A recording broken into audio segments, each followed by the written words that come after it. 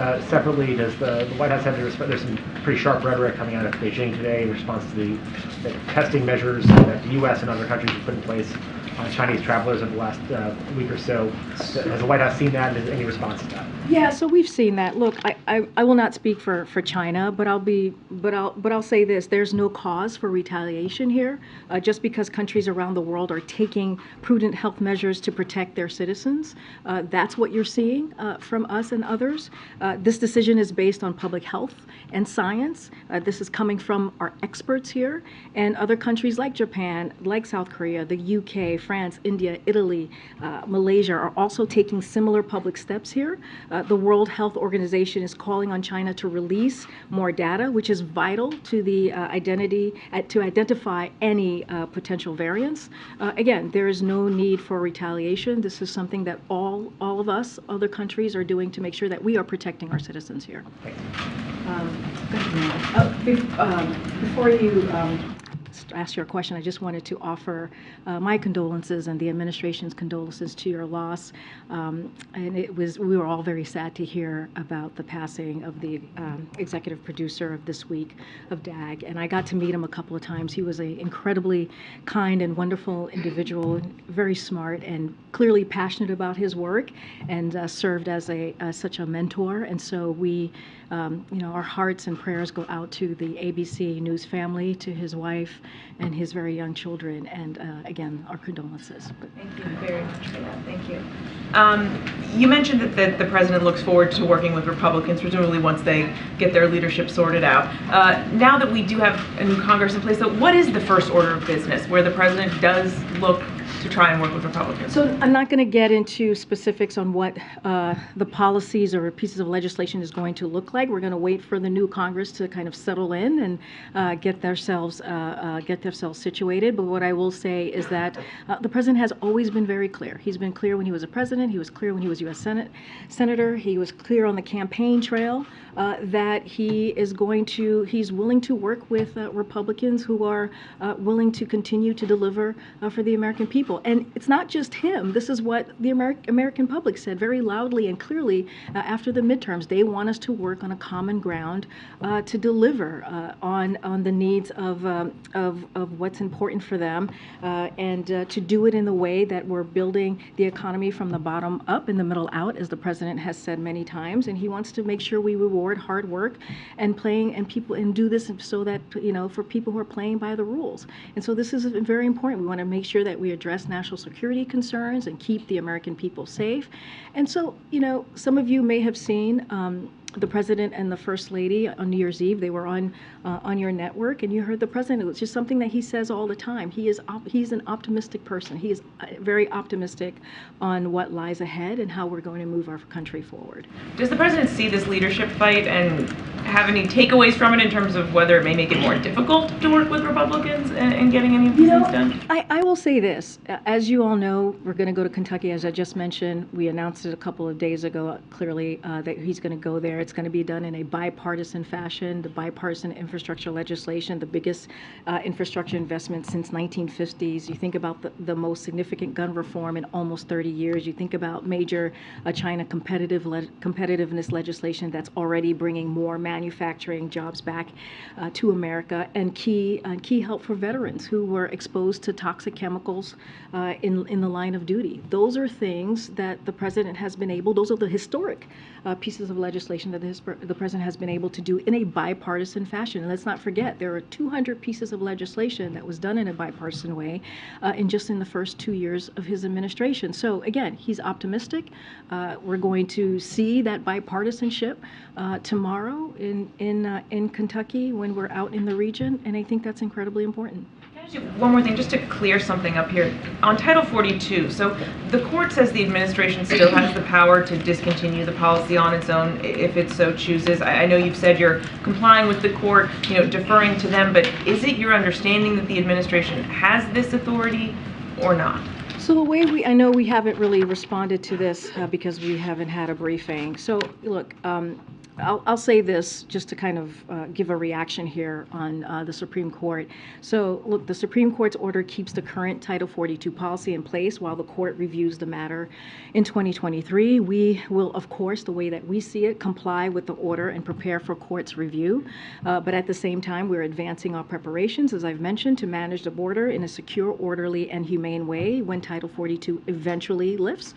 And we'll continue expanding legal pathways for immigration. Title 42, as you all know, you've heard us say this many times before, it's a public health measure, not an immigration enforcement measure, and it should not be extended indefinitely. That is our view. That is what you've heard us say as this process has moved forward. To truly fix our broken immigration system, though, we need Congress to act. We saw the president on his first day in office put forth a comprehensive immigration policy legislation, and that he did that to show how important this was, how much of a priority this was for him. The Supreme Court's order gives Republicans in Congress plenty of time, we believe, to move past political finger pointing and join our Democratic colleagues to fix and to work to fix this problem and come forth with a comprehensive way to move forward. But do you agree with the court that you have that authority? So yes, the way that I can speak to it from here, I'm not going to get into specifics. The way that we see it is we're going to comply with what the Supreme Court justice ruled in its current form with Title 42. I understand. Is there a difference of legal opinion here?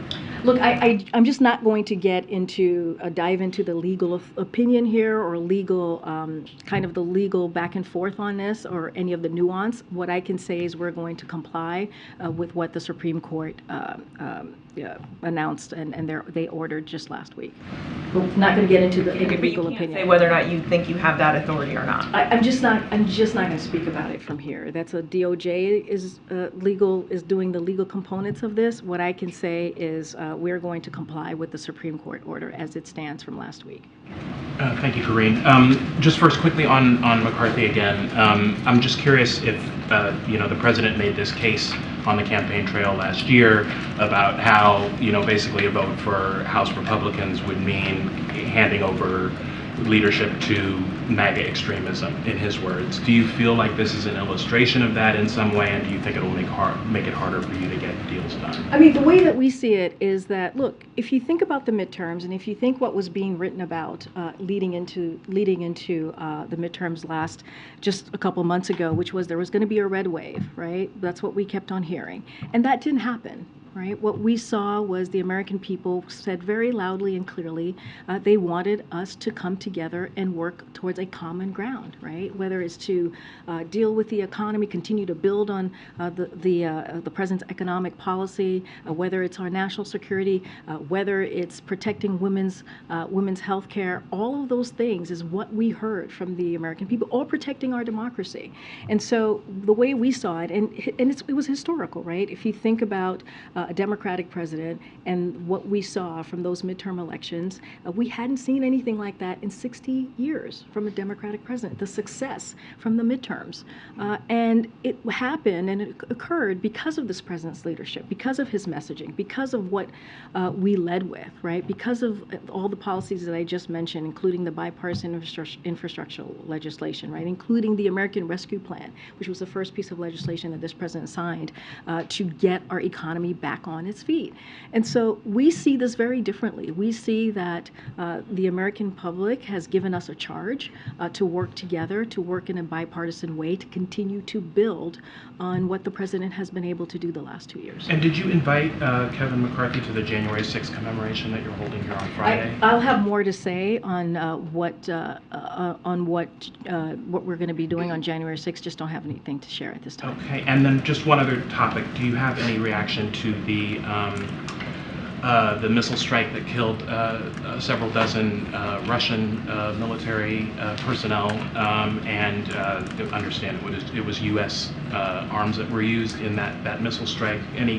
Any comment or concern about So that? I don't have an assessment for you on this. I would not want to speak for Ukraine about their own military operations. Again, I just don't have an assessment to share at this time. And has the president discussed it with Zelensky at all? I don't have anything to read out for you at this time. Go ahead. The event tomorrow is an interesting contrast with what we're seeing on the House floor today. Was that intentional? Were you thinking through, President, Senate Minority Leader, a bipartisan law the day after what I think everybody expected was going to be a rather chaotic day on the House floor? Phil, it really speaks to what I just kind of laid out for Trevor as we talk about the results of the midterm election and what the American people said very loudly and clearly. They want us to work together. They want us to work towards a common purpose that will deliver for them. But I'll say this: over the holidays, our team was consistently engaged with bipartisan congressional leadership, governors, and local electeds across the country to pull this trip together, from California to Kentucky and Ohio to Illinois and also to Connecticut. And so this is important. And let's not forget, this is a bipartisan piece of legislation, this infrastructure legislation that was done many, many months ago. And so this is what we're going to see, what you all are going to see tomorrow. Certainly I'm not going to get ahead of the president, is going to focus on this bridge, which is a main artery in that region that delivers for not just the people of Kentucky, but for that region as well. And so the president will speak more about this. You'll hear also a little bit more from us later today on what that's going to look like. But again, I think it can highlight that we do big, profound things for the country when we work together. And I think that's an important message to send to the American people, especially after the results of the midterm election. And then just one on foreign policy.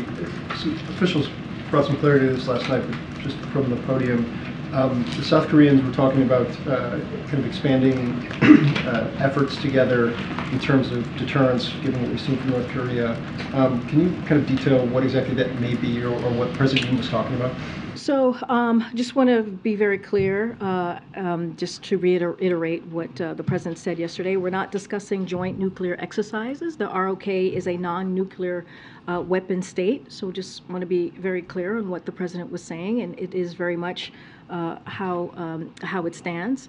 But following their meeting in Cambodia, President Biden and President Yoon tasked their teams to plan for an effective, coordinated response to a range of scenarios, including nuclear use by North Korea.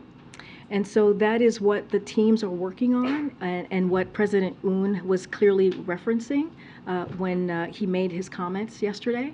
And I will point you to his statement. He also made that clear in his most recent statement. So the United States is fully committed to our alliance with the ROK and providing extended deterrence through the full range of U.S. defense capabilities. One quick follow-up on Phil, and then another. Did the president over the holidays reach out directly to Senator McConnell to invite him to the event tomorrow as a show of the bipartisanship that you guys say? So as you know, we do not talk about or lay out private conversations with congressional leadership. Well, sometimes we do, but when it's in your interest. Well, all right, you may have caught me there a little bit, but look. You're gonna see them tomorrow. You'll be able to see for yourself that relationship that has been, they've known each other for some time now. But look, again, I'm not going to get into private conversation between the president and members of Congress, but what I can say and share with all of you is that our team was consistently engaged with bipartisan leadership, as I just mentioned, not just in Congress, but also with governors and local leaders. And this is an important issue, right? Again, let's not forget what the American people said very loudly. They want us to continue to build on policies like the president's going to talk about tomorrow, this bipartisan infrastructure legislation, and want to be very serious here. When you think about infrastructure, it is connecting communities, and that's what it is one of the vital things that we will see tomorrow when we are at the bridge. And then one just real quickly about the next trip, the Mexico City trip. I imagine you guys are going to do some sort of briefing later, but do you have can you give us some sense of what the agenda is? Obviously trade, but immigration, Title 42. What's the message? And I admit I don't have the details, but apparently there was some reporting this morning that AMLO had sent a letter or some sort of communication to the U.S. this morning detailing what he wants to be on the agenda. So as you stated, we'll have more details on the trip, including deliverables in the upcoming days. I'll say a little bit of what we've already shared.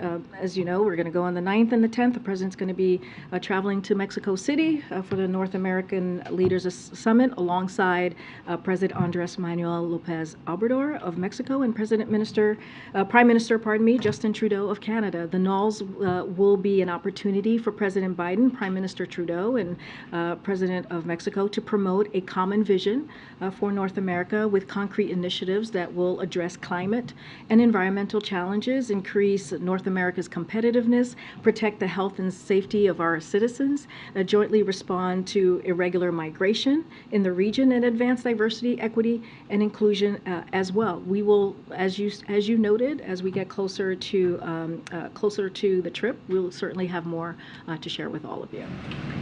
Yeah, quick one. Were Senators Rand Paul or J.D. Vance invited to the event tomorrow? Don't have anything to share on who was invited or not invited, but I can tell you who will be there tomorrow. Okay, and the president... I would point you to their offices. The president had said that he was going to spend this lovely holiday season talking to his family. Has he decided whether or not to run for re-election, and when will he tell us? Oh, goodness. She's smiling for us. So look, as you know, I have to follow the law in terms of what I can discuss here. We do believe in the rule of law. I know some of you had something to say about that just a couple of weeks ago, but we do believe in the rule of law, and we will respect it, and we will honor that here from this administration. So look, you've heard the president say this directly after the most successful first midterms for a Democratic president, as I just stated, in 60 years, especially as we heard very loudly from the American people and the message that they sent. Look, he has said that he intends to run, and I'm certainly not going to get ahead of the president. What I can say is that his focus will continue to be and has always been on the American people. It is going to continue to be and has always been on what we can do to improve their lives. It will continue to be and has always been, how do we build on his economic policy? How do we build an economy from the bottom up and the middle out? And how do we continue to cut cost when we think about health care, when you think about the Inflation Reduction Act, when you think about the CHIPS Act and making sure that we're bringing manufacturing jobs back here to the U.S., which we're seeing manufacturers doing. So that's going to be his focus. Again, I'm just going to reiterate what I've said. I'm going to reiterate what the president said. He intends to run, and certainly, as I know from my job, I'm not going to get ahead of any announcement. Just a tiny holiday catch-up, or maybe not tiny at all because it was a giant meltdown. Does the administration have any thoughts about the Southwest Airlines meltdown? Are you guys satisfied with the performance of the airline? What is the administration going to do to make sure that passengers are made whole? Yeah, I have a couple things to say on that. I think that's a really good question. Look, Southwest Airlines failed its customers, point blank. The Department of Transportation will hold them accountable to their commitments to make their customers whole. While every major airlines face challenges from a pre-Christmas storm that wreaked havoc on the aviation system, all major airlines except for one, which is Southwest, clearly, were able to recover quickly. So Southwest Airlines acknowledged that all cancellations starting December 24th were controllable, in other words, not weather related. So that means the airlines assumes responsibility based on Southwest's prior commitments to customers. The airline must cover rebooking, hotel rooms, meals, and transportation to and from a hotel. What's more, Southwest must make their customers whole by paying for coach flights, rental cars, and trains to get people to their final destinations. And Southwest must return baggage as quickly as possible and reimburse passengers up to $3,800 in provable damage under Southwest's care. The Transportation Department is watching. They're monitoring this very, very closely to ensure that this all happens, and we'll see fines from Southwest if it doesn't cover a cost. Thank you, Karine. Happy New Year. Happy New Year. To follow up on Tam's question, after we saw thousands of flights over the summer be canceled and delayed, we heard a very similar sentiment that you just said from Secretary Buttigieg, that we have to put more pressure on the airlines, that he thought that things would get better by the holidays, that you're pressing the airlines for better service. What did the administration do between those failures and the failures we saw over the holidays to try to make things better? So just a couple of things. So since 2020, to your question, our administration has made it a priority to help people get their money back from airline disruptions. That aggressive work has brought real results for the American people. In 2022, DOT issued the largest consumer protection fines against airlines in U.S. history. The Department of Transportation will seek fines from Southwest, as I just mentioned, to make sure that they cover cost as required. And look, our administration is going to continue to press for long-term solutions. This is something that we are committed to. You heard the president speak about this. Making sure that that customers who are kind of left behind, essentially, are able to recover in whole. So just two things I just want to lay out. In June, Secretary Buttigieg called a meeting of airline CEOs to address the unacceptable rate of cancellations and delays we saw during the summer, and demanded more realistic scheduling and better customer service. As a result, cancellations have decreased significantly since the summer, with the exception of Southwest over the holidays. Let's remember, all the other airlines were able to get back on their feet except for this one airline, which is Southwest. So look, these continued problems are unacceptable, and we will be very clear about that.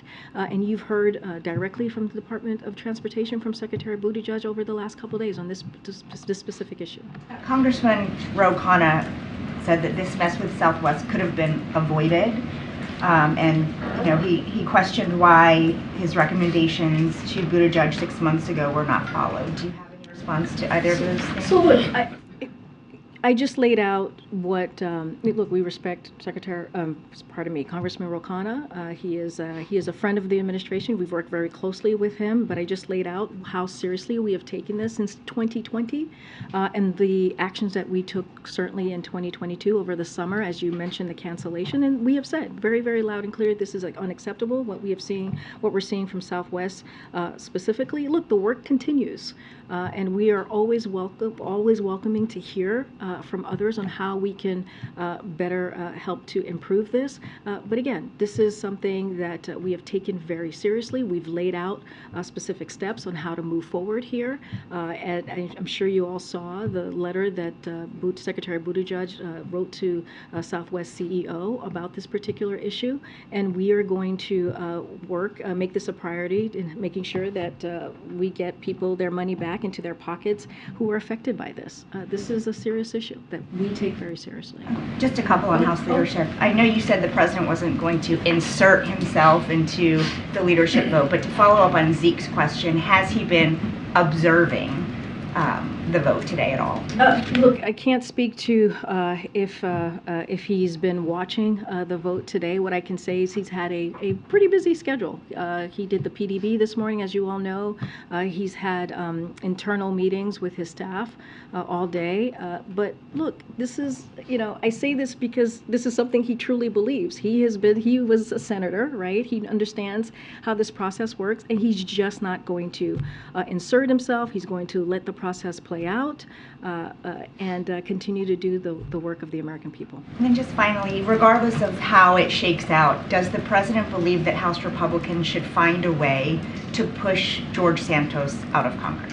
Look, this is something that the House Republicans, the Republican conference, they will have to decide what they owe to the American people in terms of standards and service. That is something that they have to decide on. And so we leave it to the Republican conference. Thank you.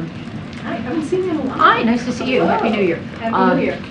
A number of my questions have already been answered, so I'm going to switch gears to something else. Sort of a cultural moment occurred last night with the NFL football game. And coincidentally, the president will be in the Cincinnati area tomorrow, where the player involved, Hamlin, is hospitalized. Does the president or the White House have any reaction to that particular incident and where it stands with player safety and just how this really had a big impact on sports fans in the United States? So certainly the president has seen the horrific news of Damar Hamlin's cardiac arrest during the game last night. It was, as I said, horrific, and millions of people saw that across the country. So, I'll say that, we hope his condition and his health improves quickly. And like the rest of the nation, our thoughts and prayers are with him, his family, and his teammates. I'm not going to get ahead and lean into any hypotheticals, but what we are praying for and hoping for is that his health improves. Welcome. Hi, thank you so much. I had a question here. First, on nominations, the White House announced this morning that Eric Garcetti will be re-nominated to be the ambassador to India. Can you talk a little bit about what the White House believes has changed since he was nominated in the last Congress?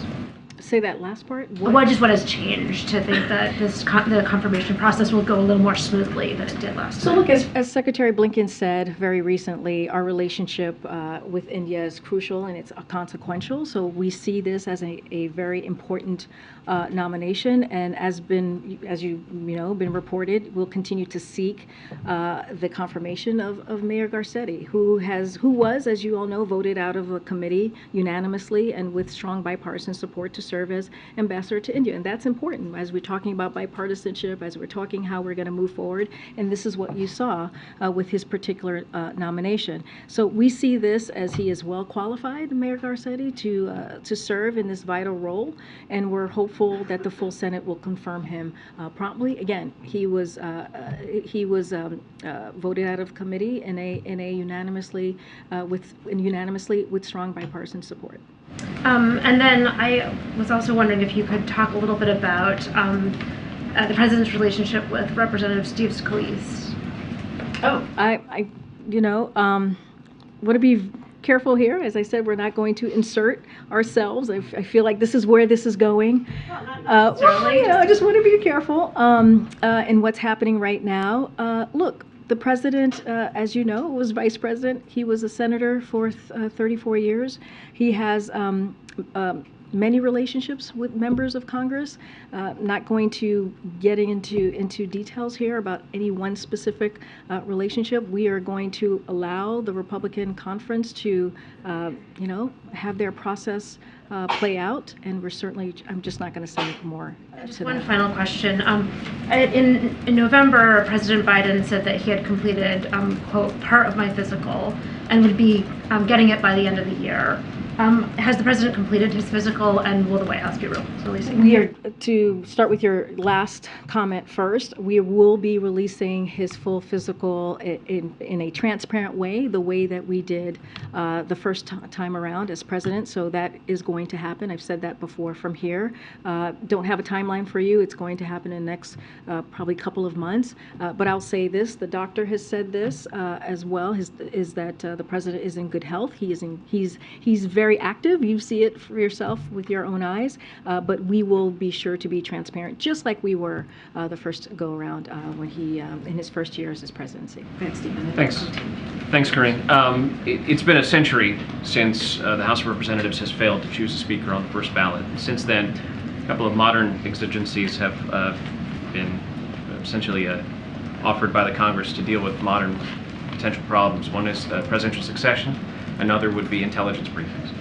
Does the absence of a Speaker of the House at this moment, is there anything we should know about how the White House views that from a constitutional or inter-branch standpoint?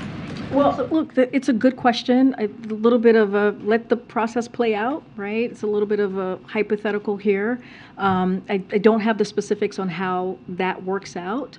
But look, we have to see what the Republican conference does. Again, we're not going to interfere. We're going to let that process play out. Just don't want to kind of dive into any hypotheticals until we see what occurs today. Broadly, since January 6th, the president has talked about how foreign leaders have approached him and asked him about the health of American democracy. Is there a message the White House would send overseas today as people look and see that the House of Representatives has failed to choose its speaker? Does it portend gridlock for the next 2 years, an inability of government to function here in the United States? Look, I think the president would point to what the American people have been very clear about, what the American people said, and I said this earlier.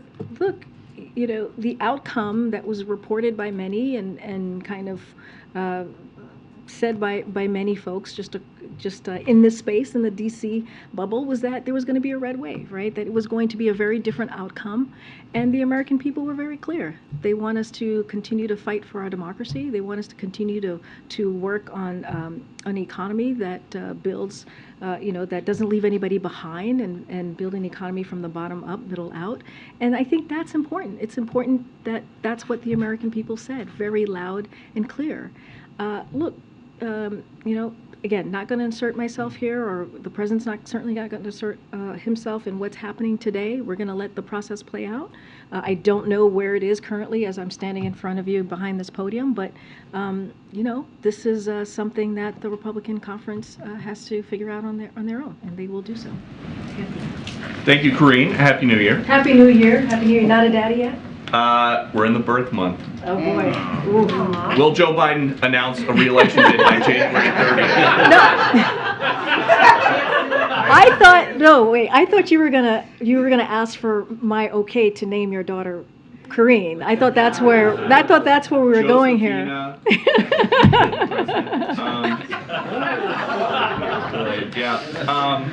I don't know. I think Karine sounds just as good too. Okay. Yeah, I'm just saying. Take it under advisement. I'll follow up to some of the immigration news from over the break. Does anybody around here think that the southern border is secure? What I can tell you is this is a president has been working since day one to work on border security, to make an immigration a priority. That's why he put forth a comprehensive immigration reform plan, legislation. And here's the thing. As the president is coming forward and trying to come up with solutions, the difference here is that you have Republicans, as you know, who are doing political stunts. And we've called that out over and over and over again. And the president is willing to work with Congress, Republicans, Democrats, Independents, to work on these issues that matter to the American people. But this is an issue that the president has taken very, very seriously since day one of his administration. But roughly 7,000 migrants crossing every day illegally. Does the White House believe the border is secure? Look, I've told you what we have done, what we have made this a priority to make sure. Done. Are they working? To make sure that there's border security measures. Look, here's the thing, Peter. The president has taken historic actions, right, that no other president has been able to do. When you think about the 23,000 agents that we have been able to put out there to deal with the issue that we're seeing at the border. And that is something that he did without a lot of Republican support. Right? Make sure that we are dealing with a real issue. When you think about the smugglers, really putting a plan in place that we deal with the smugglers, right? And we have to be very careful here, Peter, on how we talk about this, because if we talk about it in a way that is misinformation, then it helps the smugglers. And so these are the issues that the president has taken incredibly seriously. And again, I will say this, I just said it moments ago, he's willing to work with Republicans, he's willing to work with Democrats, he's willing to work with independents to work on this issue, to move forward with his comprehensive plan that he put forward on day one of his administration. And another topic with the new Republican majority coming in, the House Oversight Committee is laying out their new investigations. And they claim to have evidence that Joe Biden lied to the American people about his involvement in his family's business schemes. Did he? So look, I've said this before and I'll say it again. House Republicans promised that fighting inflation during the midterms was going to be their number one priority. That's what they said was important to them, and that's what they said that they wanted to do. But instead, what they're doing is wanting to do an investigation on the president and his family. That is their focus. They don't want to focus on the American people and their family. They want to focus on political division. They want to focus on something that the American people do not want to see, as we saw from the midterm elections. Look, I'm not going to get into the specifics of any of the oversight here. We have a White House counsel that's going to my colleagues who are going to deal with this, so I will point you to them. And again, I'll point you one more thing. I'll point you to tomorrow. Tomorrow we're going to see a trip, an event where that's going to be done in a bipartisan way. So there's ways to move forward for the American people, for American families, in a way that works. Go ahead, John. Thank you, Karine. Last week's visitor log release showed a most recent meeting between Sam Bankman-Fried and a White House official, Steve Ricchetti. In this case, this was his 4th meeting of the year. I'm wondering, given this first briefing since then, if you can give us any sort of summary of what has been discussed in Mr. Bankman-Fried's meetings with the White House over the course of the year? Yeah. So let me give you a few rundowns here. As we've previously confirmed, as you know, I know you're following this very closely, these meetings included Steve Ricchetti and Bruce Reed. The meetings focused on pandemic prevention related to Sam Bankman-Fried's foundation and general information on the cryptocurrency industry and crypto exchanges. Look, the administration has been clear about the need for Congress to take action when we talk about addressing cryptocurrency. The president, as you know, released an executive order on this topic just last March. And the president released a framework for protecting consumers last fall, and last November, Secretary Yellen renewed this administration's call for Congress to take action. So, as you know, the White House regularly engages with officials from a range of industries and sectors, including leaders in business and labor and nonprofits. Again, this meeting with Sam Bankman-Fried was focused on pandemic prevention related matters and cryptocurrency and crypto exchanges. When you were last asked, general information. Thank you. You said that you couldn't comment on whether the president has any view about whether Democrats or Democrat-aligned groups should consider returning some of the donations Mr. Bankman-Fried made. I'm just circling back on that to see whether that's still the case. Yeah, he has no view on whether this money that is should... still the case. I don't have anything to share or any change of my comments that I've made before on this.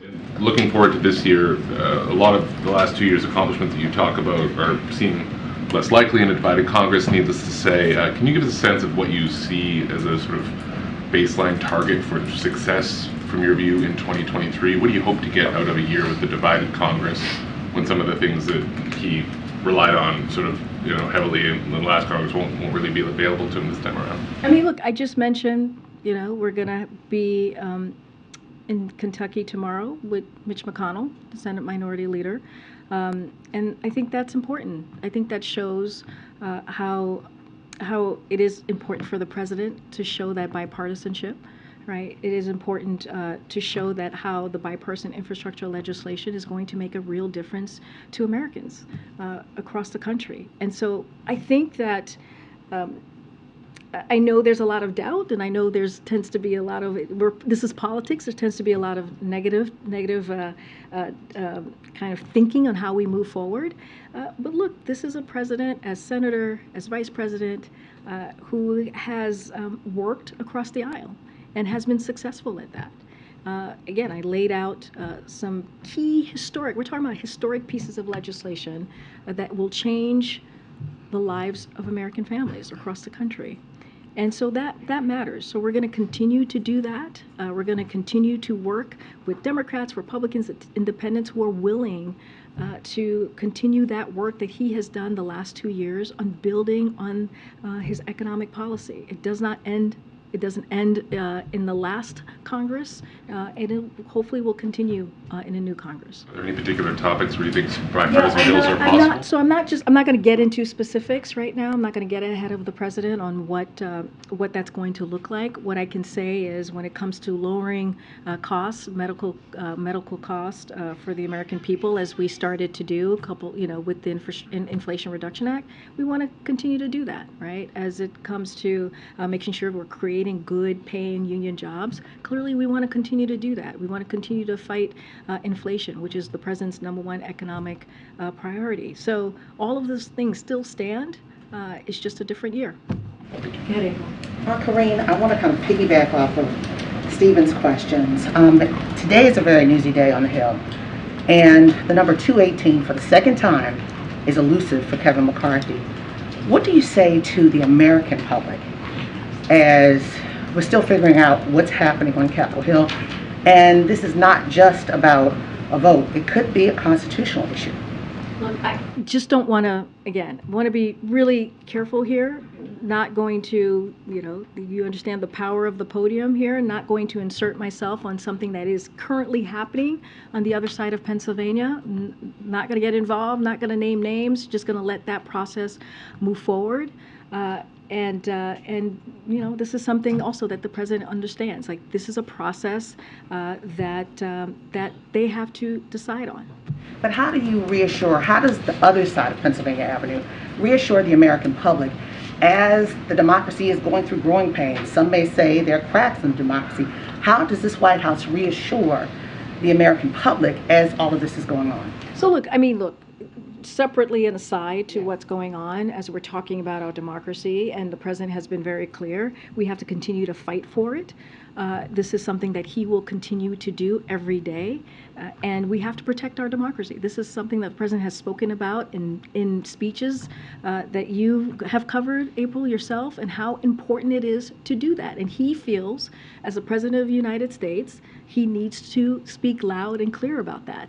But again, let's not forget, the American people, as you're alluding to, is very much paying attention to this, right? They want us to continue to fight for our democracy. They want us to continue to protect our democracy. I don't want to, not going to get into what's happening on the other side of Pennsylvania, but this is, as it relates to our democracy, this is something that the president takes incredibly seriously. And lastly, at the very least, Hakeem Jeffries will be minority leader of the House. Has the president talked to him recently? What is their relationship, etc.? Look, I don't have a call to read out to you, but I can say that we are looking forward to working with Minority Leader Jeffries. We see him as a partner in this. He is incredibly impressive. The president believes he's incredibly impressive, and we look forward to working very closely with him, as we have been these past 2 years. And I think it's important, right? It's important to see that type of representation at that level. But aside from that, Hakeem Jeffries is a brilliant thinker, a great legislator, and again, we congratulate him on his new role, and we'll continue to work closely with him. Thank you. Happy New Year. Happy New Year. I wanted to ask you about the first briefing of this year. What are the foreign policy priorities for the president for this year? For our goals for this year. So Jake Sullivan, our national security advisor, spoke to this very recently when he spoke at Carnegie just last month, actually. So this is a decisive decade, which is what he said, and we are focused on how we compete vigorously to advance our interest while building diverse coalitions to address the biggest challenges of our time. And if you look at 2022 just alone, as a standalone, President Biden hosted and met with leaders of the Americas, of Africa, of Southwest Asia, the Middle East, and the Pacific Islands. That is something that the president did in just 1 year alone. He's attended very consequential, if you think about it more holistically, the G7, G20, and NATO summits. This year, you will continue to see us enhance our strategic position over the long haul by doing a couple of things here that I'll list out: making significant investment in the sources of America's domestic strength, standing with Ukraine, and standing up for the principles of an international order that protects sovereignty and territorial integrity and rejects aggression, and in Europe and also around the world. Protecting Americans from threats at home and around the world as well, whether it's terrorism or cyber attacks, and building flexible coalition worldwide on food security, climate, technology, and other key issues. So this is how the president sees his foreign policy moving forward. This is what we've been able to do in the first 2 years, and again, so this is incredibly important to the president. The president sees any prospect for peace in Ukraine this year? So look, we've been very clear about this as we talk about Ukraine and them moving forward, and basically, and you've heard us say this over and over again. Nothing about Ukraine without Ukraine. And so that's how we see this approach, and that is the consensus of this administration. We all support a just peace. That is something that we all support. You heard the president say those very words at the press conference, the 2+2 that he did when President Zelensky made his first trip in 300 days since the war, the aggression, Russian aggression started. But when we talk about just peace, that must include UN principles of sovereignty and territorial integrity, as I just laid out as we look at our 2023 goals. It is hard to take seriously the idea that Russia is prepared for good faith diplomacy when they are doubling down. And you guys are reporting in this. They are doubling down on annexing Ukrainian territory and insisting they get to keep it. And that's what they're doing. So that's not a basis for real diplomacy at all. So our job is to keep supporting Ukraine on the battlefield so that they're in the best position to negotiate at the table when that does occur. And finally, on Sunday, a large number of Afghan American women held a protest in front of the White House against the recent restrictions the Taliban has imposed on girls' education. What is the president's message to these Afghan American women? So we stand with Afghan women and condemn the Taliban's indefensible decision to restrict women's education and their rights. And so, as we have made clear, these actions by the Taliban will further alienate them from the international community and deny them the legitimacy that they so desire. And so we remain in touch with our partners and allies on this issue, and will continue to take steps to advance our shared efforts to support Afghan women and girls and provide a robust humanitarian support to the people in Afghanistan, and we will be steadfast about that. Thank you. Thank you. Happy New Year. Happy New Year. Is the White House concerned at all about the Israel and Russia seem to be the new Israeli government and the Putin government closing ranks, it seems, quite openly? And just a very quick other question, do you have anything on the possible Kishida bailout here at the White House? Thank you. So on your first question, so look, I'm not going to speak for Israel here, but the U.S. position remains clear. And it's basically a little bit of what I laid out just moments ago. Russia's war in Ukraine is a violation of international law and serves as a threat to global peace and security. The United States will support Ukraine as long as it takes in the face of this unprovoked war of aggression, and our support will continue for as long as it's needed. Extremely close ally, Israel.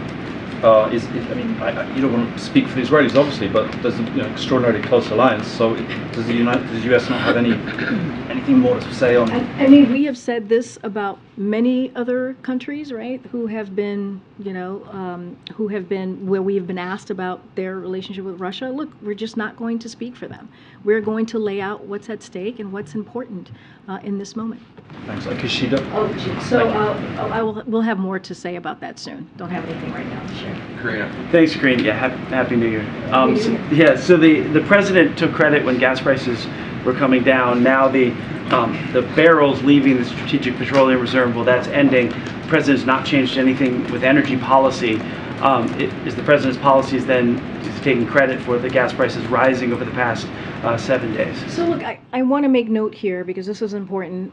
We've made significant progress in lowering the prices, gas prices specifically. Prices are down nearly $2 per gallon and are lower today than they were 1 year ago today, this very day. So we've seen a slight increase, yes, over the past week due to cold weather that shut down some refineries, but those refineries are coming back online, as some of you have reported, and President will continue to do everything he can to keep lowering costs for American families. That is a priority that you hear from him anytime he talks about the economy and how he wants to continue to lower costs for Americans. Once these refineries come back online, do you expect the gas prices to come back down?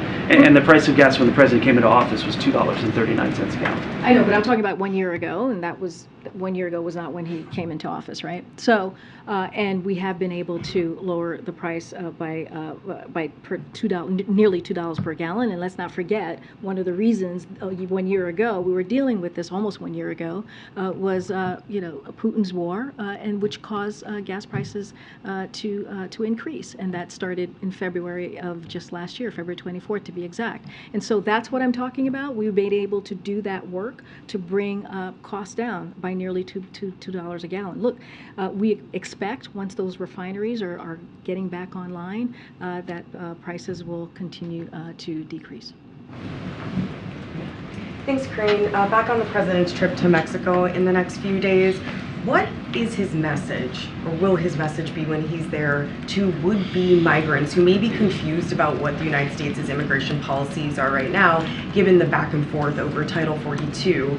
And is there any specific action that he wants President Lopez Obrador to take to help lower the number of illegal border crossings? So, look, I'm not going to get ahead of what's going to be discussed or what's going to be on the agenda. We'll certainly have more to share in upcoming days as we get closer to the trip on January 9th. Look, irregular migration is certainly one of the key issues facing our hemisphere, and it will certainly be one of the important topics of discussion at the NOLS, right? That is something that certainly will be discussed. The president is looking forward to meeting with Mexico and Canada to continue coordinating a regional response, which you have seen over the past several months to irregular migration in the region, including through the continued implementation of the principles outlined in the Los Angeles Declaration on Migration and Protection. So we have been working with the two countries for this past year or so on dealing with irregular migration. That is going to continue. Certainly not going to get ahead of that. There's a weird noise happening. Okay. Karine, real quick, Yes, when it comes sorry. to the president, Sorry. when it comes to the president's legislative agenda, do you have any sense of when the State of the Union is going to take place? Do you expect that to be this month? That's a good question. I don't have anything to share with you. As you know, the State of the Union is an important opportunity for the president to lay out his vision in front of not just Congress, but to the American people for this year. And so I know he looks forward to doing that as he did last year. Just don't have anything to share on that. Speaker has to invite him, right? The Speaker does have to invite the That's president, right. but perhaps the president would like to do it this month versus next month. The Speaker, you're right. The Speaker does have to invite him, so don't want to get ahead of that process. Okay. Thanks, Karine. D.C. Mayor Bowser, in her inaugural speech, called on President Biden to end work from home for federal government employees or turn over vacant government buildings. She said, "We need decisive action by the White House to get most federal workers back to the office most of the time, or realign their vast property holdings for use by the local government, nonprofits, businesses, or," she said, "any user willing to revitalize it." Does the White House have a response to Mayor Bowser, and has anybody spoken to her about this proposal that she wants? So this was yesterday. So I haven't checked with the team to see if anybody has talked to her about this or connected about this. But increasing the supply of affordable housing is a priority of this administration. As you know, we've talked about it many times over this past 2 years. That's why the president put forth the Housing Supply Action Plan, and that was to ease the burden of housing cost over time by using a mix of administrative and legislative actions to boost the supply of quality housing in every community. I don't have any announcement to make from here or to any response really to Mayor Bowser, but clearly this has been a priority for this president, which is why he put forth this plan, this action plan. Specifically on the issue of federal workers, in his Christmas speech on December 23rd, the president said, "Things are getting better. COVID no longer controls our lives. Our kids are back in school. People are back to work." What does he see as the future of federal work in D.C. for the federal workforce in terms of employees working at home versus working in the office, given the large numbers of employees and the large numbers of buildings that they work in this city, and what that means for the downtown area here? No, very good question. Don't have an announcement to make at this point. Look, we listen to the experts, right? We certainly follow the science and listen to the experts. Just don't have anything to announce today on any changes to that particular, as it relates to federal buildings and federal workers. But look, just to reiterate what the president said, we are in a different place than we were when he walked into this administration. He put together a comprehensive a comprehensive COVID vaccination plan that made a difference, that helped put our economy back on its feet.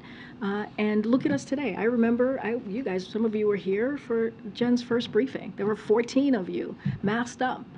And look where we are 2 years later. We are in a different place. And so I think that's important to note. We are going to continue to share our message with the American people to get that new vaccine. It is important. It will help continue to get us back into a place where it doesn't disturb our lives the way it did 2 years ago. We know the tools that work. We know what we need to do, and so we need to make sure that we continue to communicate with the American people on getting that vaccine, and so we'll continue to have that conversation. Thanks, Karine. Oh, okay. Karine, question on Pope Benedict. Karine, Pope Benedict, question. Okay, all right. I'll take, sure, I'll take your, go ahead. All right. Happy New Year to you. Happy New Year. Actually, two. Okay. One. Two questions. Well, same on Pope Benedict. Okay, Happy New Year's two, meaning two. Okay, gotcha. Yeah, all right, we'll start this all over. Yes, let's start this Pope over. Benedict, his funeral is Thursday, the late Pope Benedict, his funeral is Thursday. Is the U.S. sending a delegation to Rome, do you know? So let me just first say, because we haven't been able to be on the record on this since the passing of the Pope. So as the President said in his statement, as I'm sure you saw, he joins Catholics and so many others around the world in mourning the passing of Pope Emeritus Benedict XVI.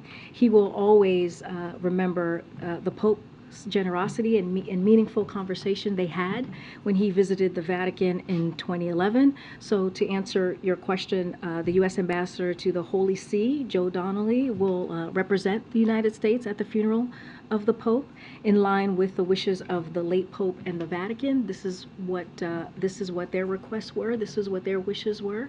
And so that's what you'll see from the U.S. Following up, I know you read a statement there, but what did Pope Benedict mean to President Biden as a Catholic? You know, the President, as you know, he takes his faith very seriously. This is someone who is passionate about his faith. That's not something I even need to tell you. You know this for yourself. And he remembers the Pope's generosity and his meaningful conversation they had when they visited, when the President visited the Vatican back in 2011. And so that's something that the President remembers and holds very close to heart. Okay, all right, guys. What technical issue? All right, well, guys, I'll see you on the road tomorrow, and we'll be back in the briefing room on Thursday. Thanks, everybody. Thank you. Thank you.